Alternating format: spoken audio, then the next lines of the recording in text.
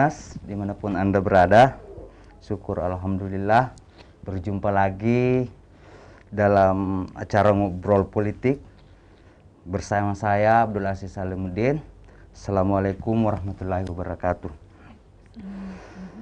Tema ngopi atau ngobrol politik kita hari ini, aksi perempuan pimpin Komisi C DPRD Sulsel. Jadi dua mi ini. Jadi kemarin PKS perempuan, sekarang perempuan. Memang banyak sekali perempuan di PKS. Sudah hadir narasumber kita, Ibu Sri Rahmi. Saya kalau agak-agak tidak enak panggil Ibu Sri Rahmi, jadi saya panggil Bunda terus. Bunda, beliau Ketua Komisi C sekarang, kemudian Ketua Fraksi. Jadi banyak-banyak kayaknya pekerjaan ini. Belum lagi kalau saya bilang beliau salah satu di antara otak PKS di Sulsel. Sebelum kita masuk ke pembahasan inti, mungkin kesibukan Bunda dulu kita tanyakan akhir-akhir ini, apalagi menjabat sudah banyak ini, ketua komisi, ketua fraksi, majelis pengurus, MPW. Iya. Bisa dijelaskan semua itu, Bu. Waktu dan tempat kami persilahkan. Izin boleh menyapa para penonton Tribuners ya? Iya. Assalamualaikum warahmatullahi wabarakatuh. Terima kasih banyak kepada Tribun yang sudah mengundang saya pada sore hari ini. Ya, seperti yang disampaikan tadi ya, kalau amanah, saya mau mengklirkan dulu ya, kalau amanah di partai itu untuk periode ini, saya sebagai sekretaris MPW, Majelis Pertimbangan Wilayah di tingkat wilayah ya, Sulsel, Sulawesi Selatan. Kalau di parlemen sebagai ketua fraksi, dan baru saja Jumat kemarin ditetapkan sebagai Ketua Komisi C DPRD Provinsi Sulawesi Selatan. Itu sepenuhnya diamanahkan oleh DPW, pengurus DPW ya, seperti itu. Jadi alhamdulillah dengan 6 orang anak ya, semua laki-laki ya, ini adalah periode keempat saya. Alhamdulillah semua bisa berjalan dengan baik. Semua tugas-tugas domestik, juga tugas-tugas politik baik dari kantor maupun dari partai bisa terlaksana dengan baik. Dan seperti itulah harusnya perempuan, multitasking ya. Berarti dua periode di DPRD Makassar, ya, dua periode juga di DPRD Provinsi ya. Nanti periode selanjutnya 2 periode juga DPR RI atau? Masya Allah. Mohon doa dari semua penonton Tribuners, juga teman-teman di Tribun, mudah-mudahan saya bisa lolos ke Senayan tahun 2024. Insya Allah. Baik, berarti 2024 ini Ibu Cuci kemarin juga sudah aminkan 2024 untuk ke Senayan. Nah, Bunda juga. Bunda, kalau soal kita masuk dulu di Komisi C, ini bidangnya apa ini, Bunda? Komisi C itu bidangnya keuangan aset, keuangan, terus kemudian mitra kami juga itu adalah Perseroda, semua perusahaan-perusahaan daerah yang ada yang menjadi unit usaha di Provinsi Sulawesi Selatan. Kalau untuk yang ini keuangannya, maksudnya laporannya? Oh iya, kalau di Komisi C itu kita bermitra dengan Bapenda, Badan Pendapatan Daerah. Jadi yang kami biasanya dalam pembahasan APBD itu Komisi C menjadi leading sector untuk meng-up pendapatan-pendapatan yang akan dibelanja oleh oleh pemerintah provinsi. Jadi ada sebuah job di DPRD bahwa Komisi C cari uang, Komisi A, B, D, dan E yang belanjakan. Seperti itu. Jadi mitranya Komisi C memang pendapatan, memang kita anunya di pendapatan. Jadi pada saat pembahasan APBD misalnya, RAPBD ya, kalau misalnya ada diajukan oleh Bapenda atau pemerintah provinsi sekian, misalnya sekian, ada angka, misalnya tahun ini ya, pada saat perubahan ini yang masih segar dalam ingatan saya, kemarin dalam pembahasannya diajukan pendapatan 10,5 berapa ya, 10,780 ya, 780 sekitar itu. Tapi kemudian dalam prosesnya ternyata yang kita tetapkan pada saat paripurna kemarin itu di 10,4 sekian ya. Jadi itu apa namanya, seperti itu dinamikanya, dan nanti itu kan baru plafon sementara, belum dimasukkan di rapat-rapat pembahasan komisi. Nanti di komisi C kami akan lihat apakah masih ada kemungkinan untuk penambahan pendapatan atau sudah tidak ada lagi.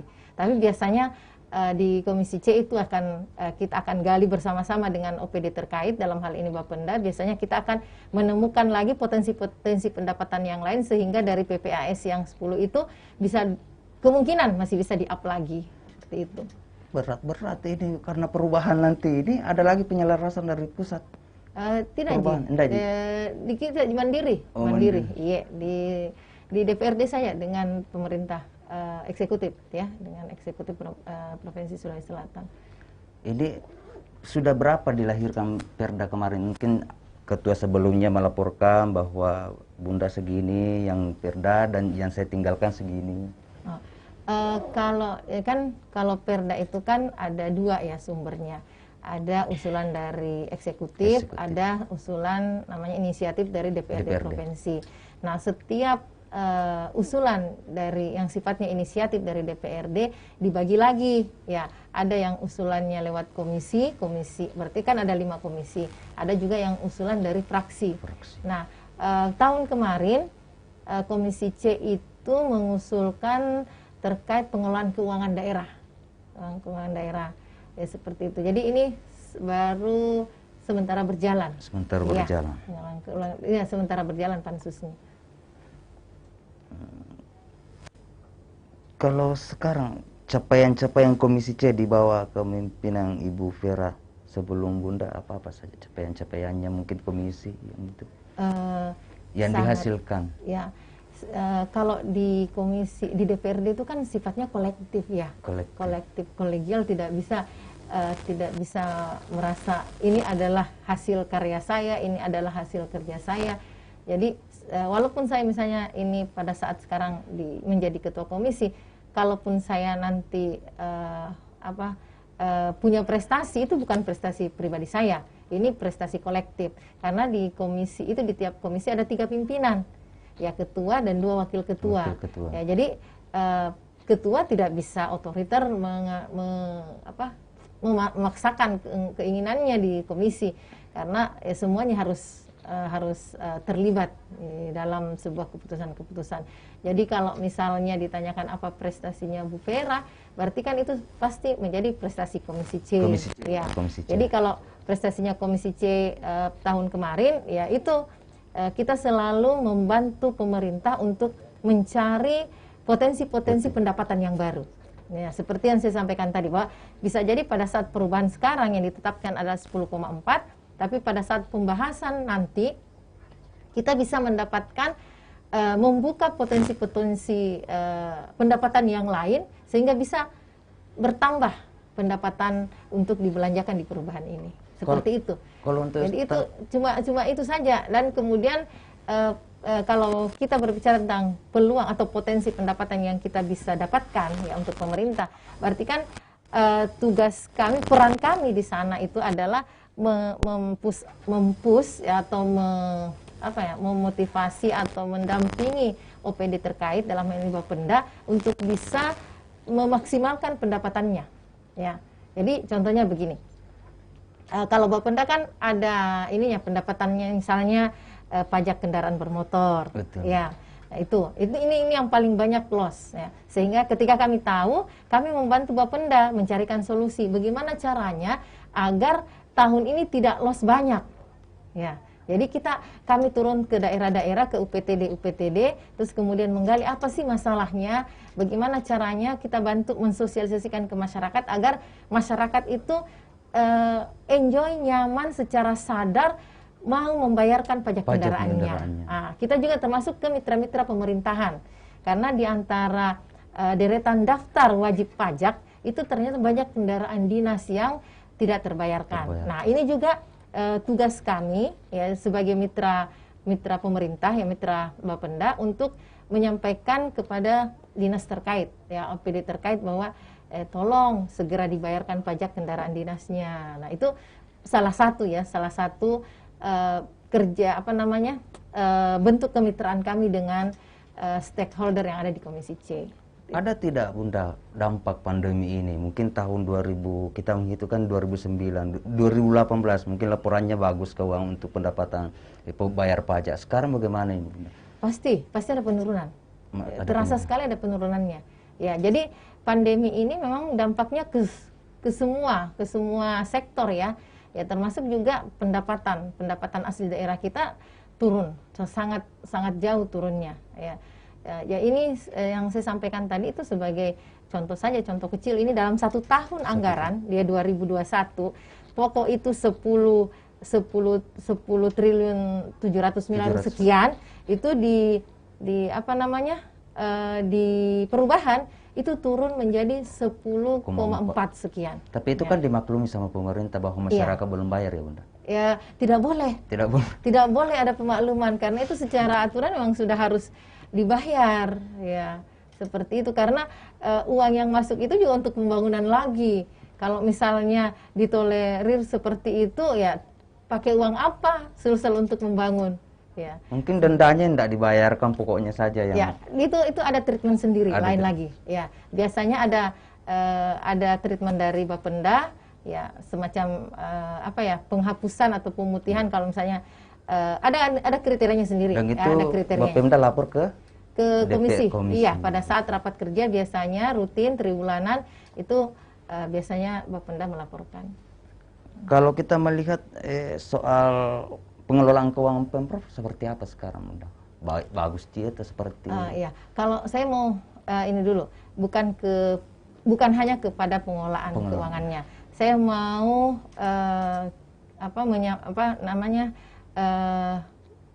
bahwa di Komisi C itu bukan saja pengelolaan keuangan, tapi juga ada pengelolaan aset. Dan ini juga sangat penting. Jadi uang dan aset. Aset ini nilainya banyak sekali, besar sekali. Dan ternyata masih amburadul dalam tanda kutip dalam hal manajemen aset di Provinsi Sulawesi Selatan. Dan ini menjadi tantangan buat saya pribadi ya, ketika diberikan amanah ini di Komisi C. Dan ini saya harus gelindingkan menjadi isu ke teman-teman Komisi C yang lain, anggota Komisi C yang lain, bahwa ada PR besar kita yang harus kita perbaiki, yang harus kita rapikan. Semoga pada saat periode yang sekarang ini itu betul-betul sudah bisa rapi ya manajemen asetnya. Jadi banyak sekali tanah-tanah milik pemerintah, baik itu di daerah maupun di Kota Makassar, itu tidak bersertifikat, tidak punya alas hak yang kuat ya sebagai milik atau aset dari pemerintah Provinsi Sulawesi Selatan. Banyak sekali. Dan itu mungkin kalau ditaksasi mungkin nilainya triliunan mungkin, walau alam ya, saya tidak belum sempat belum punya data yang valid terkait nilai aset yang belum tersertifikat ya. Seperti itu. Jadi mungkin PR kami di sana itu ada 2 ya. Pengelolaan keuangan daerah sama manajemen aset ya. Kalau pengelolaan keuangan ini khususnya kepada bagaimana caranya kami membantu pemerintah untuk bisa menaikkan pendapatannya setiap tahun ya. Membantu pemerintah. Untuk harapannya sendiri untuk aset supaya tidak tanda kutip amburadul ini? Ya harus ada manajemen aset, diperbaiki harus ada bertahap setiap tahun harus mengalokasikan anggaran untuk sertifikasi lahan-lahan yang sudah jelas milik pemerintah provinsi. Karena jangan sampai kita cuma mengaku secara lisan saja, iya itu punya provinsi, tapi secara alas hak kita tidak punya. Itu bisa hilang. Betul. Itu bisa hilang. Dan ada juga beberapa aset yang dikuasai oleh pribadi, perseorangan. Ada juga aset milik Pemprov yang dikuasai oleh pemerintah daerah. Nah, ini kan tidak boleh kalau dalam manajemen aset ini salah, tidak boleh seperti itu. Ya. Nilai yang terjadi di beberapa hari lalu yang kebakaran. Ada yang mengatakan ini aset pemerintah. Pemprov, itu juga warga kita tidak tahu itu. Iya. Kalau memang asetnya pemerintah, ya buktinya mana? Iya. Ya ini nih yang amburadul yang Iya, dimaksud. banyak sekali. Ya. Jadi mohon doanya dari teman-teman Tribun dan Tribuners ya, mudah-mudahan dalam kepemimpinan kami bisa menyelesaikan, merapikan aset-aset di pemerintah provinsi. Enggak, masih di soal seputar DPRD. Ini kan 2,5 tahun ini di DPRD sudah rolling.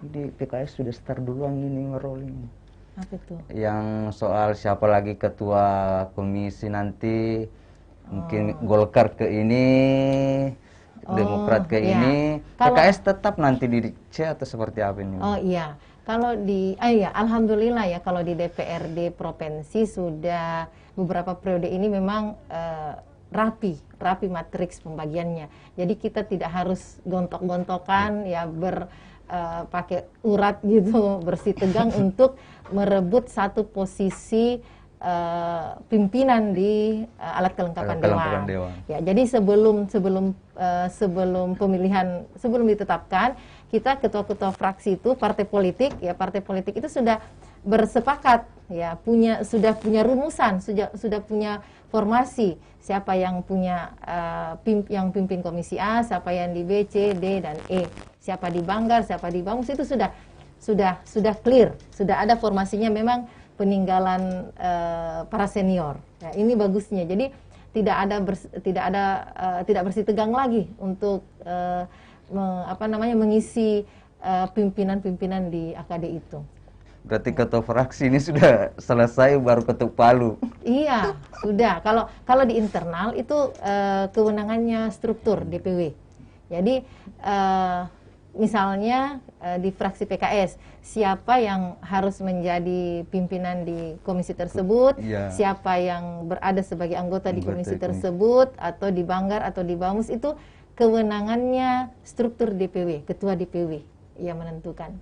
Ya, kami di fraksi cuma melakukan pengusulan, memberikan usulan-usulan, tapi selebihnya dan yang meng-SK-kan adalah DPW seperti itu. Jadi dan memang di dalam tata tertib itu aturannya 2,5 tahun. Iya, 2,5 tahun. Tapi tidak mengikat, terserah fraksi. Mau setiap tahun rolling juga tidak masalah. Jadi gambarannya seperti ini. Ibaratnya anggota dewan ini adalah pemain sepak bola, fraksinya pemain sepak bola. Yang punya itu ya ada pelatihnya. Nah, lihat Ki, ya ini kira-kira pemain ini masih bisa enggak ditaruh di back atau sebagai kiper atau sebagai penyerang. Kalau struktur atau DP-nya menganggap kayaknya ini ganti posisi saja, enggak boleh jadi kiper. Jadikan dia penyerang, jadikan penyerang. Seperti itu. Jadi komposisinya atau formasinya para anggota fraksi itu sesuai dengan kebutuhan partai. Iya. Agenda-agenda bagaimana, apa setting partai yang ingin ingin dilihat oleh partai biar fraksinya itu powerful. Nah, itu dirubah lagi oleh partai. Ya. Jadi itu murni kewenangan partai, struktur. Bunda, sebagai partai pengusung, kader PKS berpeluang jadi calon wakil gubernur pendamping Andi Sudirman Sulaiman. Jika Ena berhalangan tetap, bagaimana tanggapan? Itu sudah jadi isu hangat ya beberapa bulan lalu, dan pastinya PKS sangat siap untuk itu. Tapi kan kembali lagi ke koalisi. Kami kan ada 3 partai koalisi, ada PAN, ada PKS, ada PDIP. Jadi pastilah semua partai pengusung ini punya kader yang diandalkan untuk bisa mendampingi Pak PLT sekarang. Ya, jadi nanti kita lihat saja proses suronya atau proses permufakatannya 3 partai ini bagaimana. Ya, apakah mau menyerahkan ke PKS atau seperti apa? Yang jelas kalau dikasih PKS pasti siap lah PKS. Kami punya kader. Ke PKS mi kayak ini isunya saja. Ke PKS mi tahu gubernurnya, kasih mi lagi yang wakil. Siapa PDIP siapa atau siapa? Gubernurnya? Pak PLT. PLT. Belum.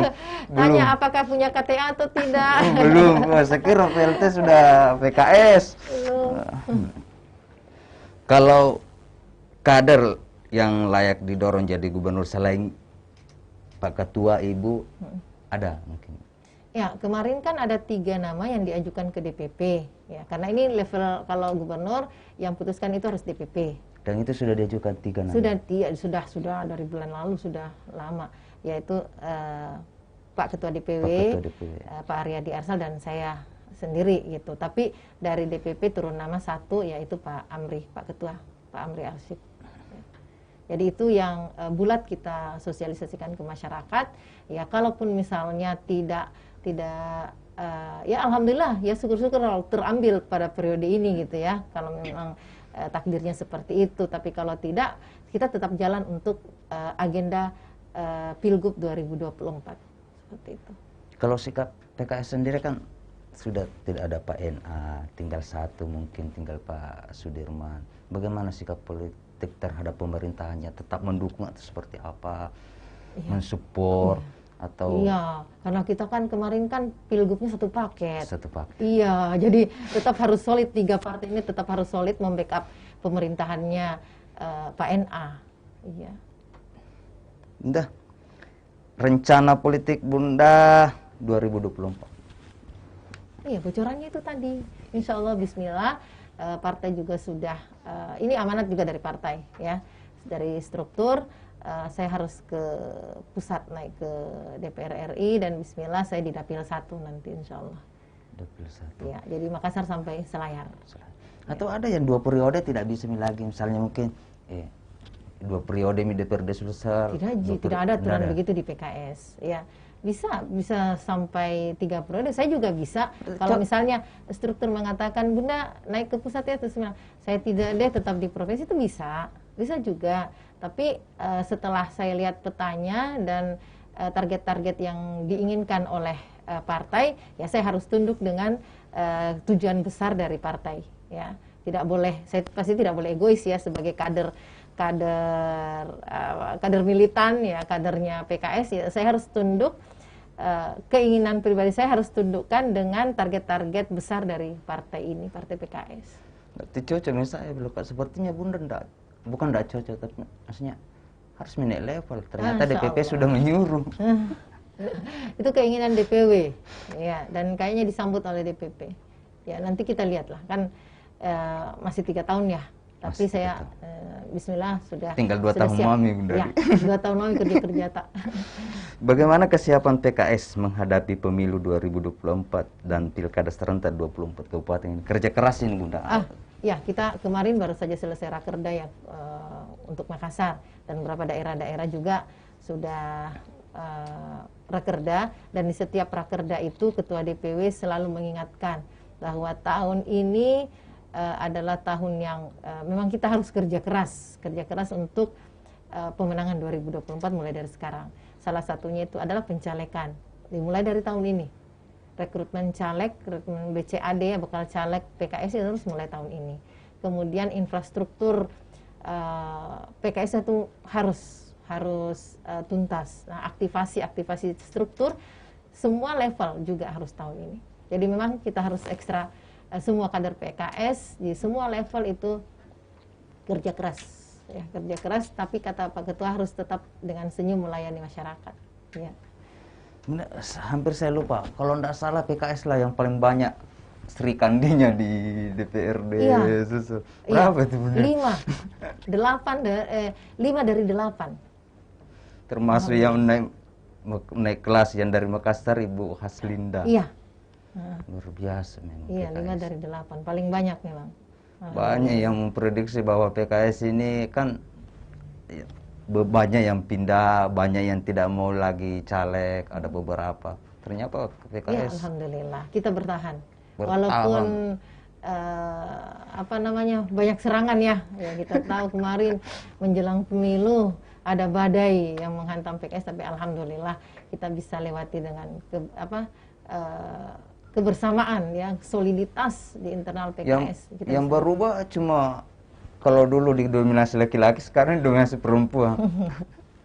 Mungkin karena perempuan luas, supel ya, jadi gampang cari suaranya, gampang mendekati masyarakat. Mungkin walau.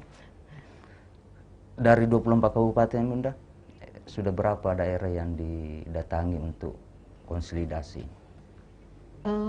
Semuanya kayaknya sudah semua. selesai, iya. Sudah selesai semua itu didatangi oleh ketua DPW. Termasuk Tator yang tidak ada, yang minus. Kita di situ Toraja dan Turut ya. Itu minus struktur sebelumnya, tapi sekarang alhamdulillah Sudah ada? Sudah ada calon strukturnya. Strukturnya. Tinggal di SK-kan. Di SK-kan ketua dan sekretaris. Iya. Berarti sudah ada kantornya juga di sana ya Bunda? Belum kayaknya, iya. Tapi nanti 2024 dipastikan ada. Harus ada. Termasuk struktur partai. Iya, harus ada. Bukan 2020, sekarang harus sekarang tahun harus ini. ada. Targetnya tahun ini harus ada. Bunda, mungkin ada pesan-pesan tak Bunda sebelum kita akhiri bincang-bincangnya Bunda? Ada pesan-pesan kepada anak muda atau ada ajakan untuk caleg? Iya. Ya, pada kesempatan ini ya, karena ini judulnya adalah ngobrol politik ya. Ya, jadi saya memanfaatkan untuk mengajak netizen ya, khususnya Tribuners ya, kalau yang mau berkecimpung di dunia politik, tahun inilah saatnya untuk masuk ya. Jadi silahkan pilih partai politik yang Anda sukai, tentunya dengan mempelajari visi dan mempelajari tokoh-tokohnya ya. Dan saya juga berharap mudah-mudahan pemilu 2024 banyak anak-anak muda yang mengisi pencalekan ya, mengisi daftar nama-nama caleg yang ada di kertas pemilu nanti ya.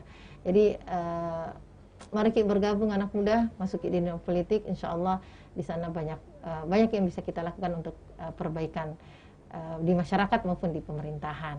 Dan kemudian pesan khusus juga kepada teman-teman perempuan ya, kalau mau berkecimpung di dunia politik, mau jadi caleg, dari sekarang juga mulainya ya, jangan terlambat, jangan nanti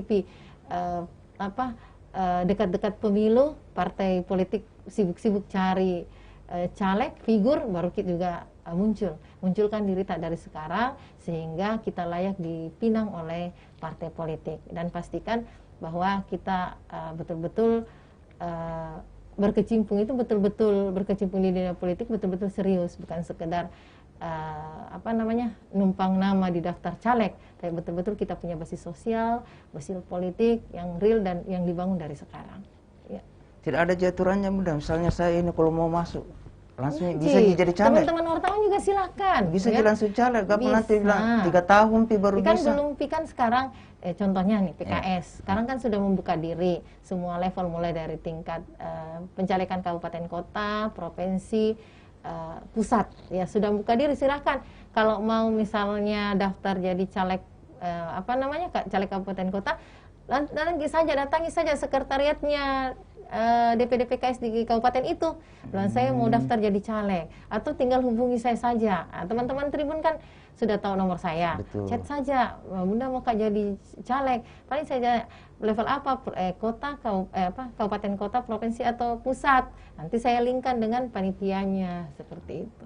Tidak susah Ji, paling masuk deh. Iya Ji, gampang sekali. Dan setelah itu kita harus punya KTA, itu kan syarat wajib ya, kartu anggota, tanda anggota bahwa kita sudah sebagai anggota PKS. Dan di PKS ketika mendaftar sebagai caleg ya kami bina ya, bukan dikasih masuk saya, oh ya oke jadi caleg terus didiamkan, begitu tidak, tapi kami himpun dalam sebuah, ada namanya sekolah politik. Ya, di situ kami akan ajarkan bagaimana caranya menggalang suara, strategi apa yang efektif untuk bisa dipercaya oleh masyarakat, bagaimana caranya bertemu dengan masyarakat, calon pemilih kita, dan seterusnya. Karena kalau pemula itu, kalau yang sudah incumbent kan sudah tahu, sudah punya strategi. Tapi yang bagi pemula, ya anak-anak muda misalnya yang baru mau terjun di dunia politik kan mungkin bingung bagaimana caranya jadi caleg. Ya biar punya uang banyak, kalau tidak tepat strateginya habis juga kodong, kan kasihan. Ya, betul. Jadi mereka yang masuk di PKS kami akan arahkan. Tidak dibiarkan begitu saja tanpa kami kami arahkan yang mana yang strategi efektif untuk mereka jalankan. Dan sekolah politik itu sekaligus juga menjadi sebuah seleksi bagi partai bahwa ini memang punya poin yang layak untuk dimasukkan dalam BCAD. Berarti ada nanti pengganti ini kita siapkan, memang PKS sudah menyiapkan kalau Bunda naik DPR RI, Ya. ada lagi yang ganti di Iya, dapil itu. pasti. Dan itu sudah dimulai sekarang disiapkan. Iya, pasti. Iya, pasti begitu. Iya. Jadi kita tidak mungkin membiarkan kursi itu kosong, ditinggalkan kosong, tidak. Jadi dipastikan bahwa setiap kursi yang ada sekarang, kalaupun ditinggalkan ada orang yang bisa, ya, kira-kira fight untuk bisa mendapatkan kursi itu lagi. Baik Bu, mungkin sampai di sini Tribuners dimanapun Anda berada. Terima kasih juga sudah menyimak ngobrol politik hari ini. Saya masih tetap mengajak Bunda pakai masker, jaga kesehatan, cuci tangan, Jaga jarak ya. jaga jarak. Di sini saja tinggal cuma berdua ini kita masih pakai masker, Nah, jaga tapi jarak jarak. sosial jangan dijaga ya, jarak fisik saja yang Jarak dijaga. fisik, sosial Ya. tetap Bunda. Iya, harus empati tetap. Betul Ya. Bunda. Dan sampai jumpa di event virtual Tribun Timur berikutnya bersama jurnalis Tribun Timur Muhammad Fadli. Assalamualaikum warahmatullahi wabarakatuh. Waalaikumsalam warahmatullahi wabarakatuh.